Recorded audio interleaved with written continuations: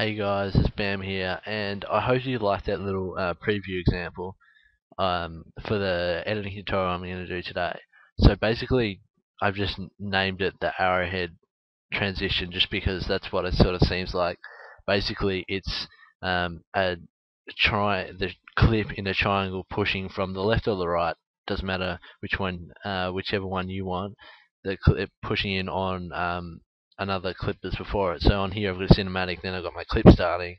But what I want it to do is this clip to come in a triangle, like an arrowhead pushing in. Also, thank you to Lukey for providing the COD 4 clip, just a little clip. His link will be in the description if you want to go check out his channel, and also awesome music in there, links in the description as well.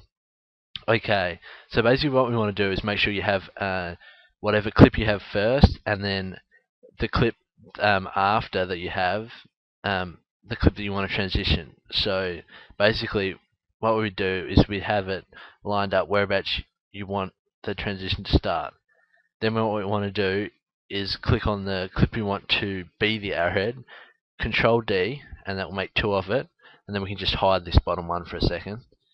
And so then we have one here. And then what we want to do on that one, on the top one, is go Layer, Time, Freeze Frame. And that basically means that this first frame of the new clip is just going to be going for the whole time.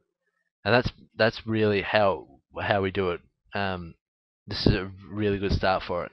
Then what we want to do, this is basically getting the triangle shape. We go Effect, Distort, and then Corner Pin. This allows us to move the corners to wherever we want.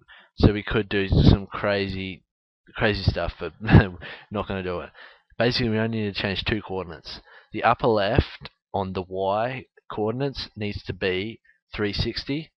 This is on 1280 by 720 compositions. If you're going to go on 1080p or 1920 by 1080 compositions, then you need to change them accordingly, and instead of using 360, use 540. So we're going to change this to 360, and then the lower left we're also going to change to 360. So now we have a triangle, and there's a little line in the middle.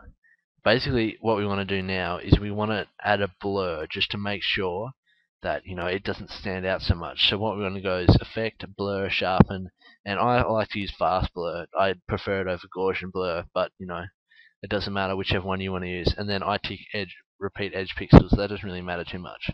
What we want to do is get it about up to 30, and that's about all we need for just the start of the transition. And then we pick to about wherever you want it to the transition to finish. You probably want to stick to about half a second, even less than that if you want to make it really fast. So we're going to get it about here. Then what we want to do is click P on the keyboard, or you can click the down arrows and go to Transform to show your position, and keyframe it at where you want the transition to end. And then go back to the start where the transition is and keyframe it again. What we want to do on the first keyframe is drag it all the way off the screen. And for 720p, that's going to be 1920 to get it right off. I'm not sure what it is for 1080p. So basically, what we see now is we have it on the beat, and it just comes in like this, and then it just stays there. So what we want to do is make sure you got your P up, and once the last keyframe of the P is, we want to keyframe upper left and lower left on the corner pin, and then go probably about half the amount of time between the position and the last position keyframe. So say if you did it for half a second, then you for just the movement, then you want to do it for another quarter of a second for the left and right pin.